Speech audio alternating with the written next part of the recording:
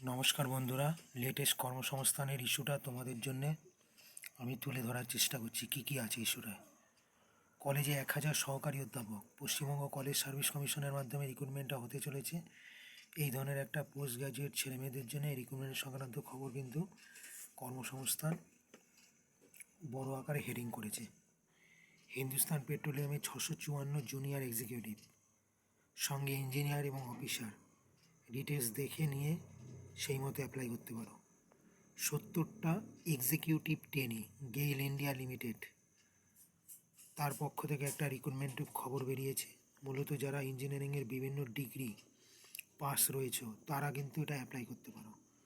পাশাপাশি কলকাতা পুর নিগমে 86টা নার্স, এই ধরনের একটা রিক্রুটমেন্টের খবরও কিন্তু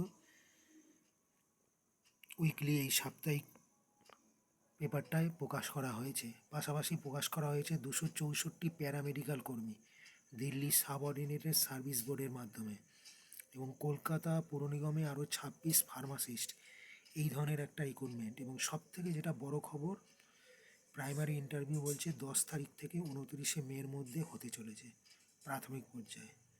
মূলত দেখুন, নদিয়া, পুরুলিয়া, বাঁকুড়া, আলিপুরদুয়ার, দক্ষিণ দিনাজপুর, মালদা, পশ্চিম বর্ধমান, বীরভূম জেলার প্রার্থীদের জন্যে আপাতত ঘোষণা করা হয়েছে। বাদ বাকিটা ওয়েবসাইট এবং পরিস্থিতির ওপরে নজর রাখুন, কারণ অলরেডি এসআইআর শেষ হওয়ার পর এখন পাশাপাশি গণনার একটা ম্যাটার রয়েছে, অর্থাৎ যেটা সেন্সাসের ম্যাটার আসতে চলেছে। তার চাইতেও বড় খবর যেটা, যে পশ্চিমবঙ্গে এই মুহূর্তে কিন্তু ভোটের দামামা বেজে গেছে। অতএব পরিস্থিতিটা কোন দিক থেকে কোন দিকে যায় সেদিকে নজর রাখুন। ধন্যবাদ।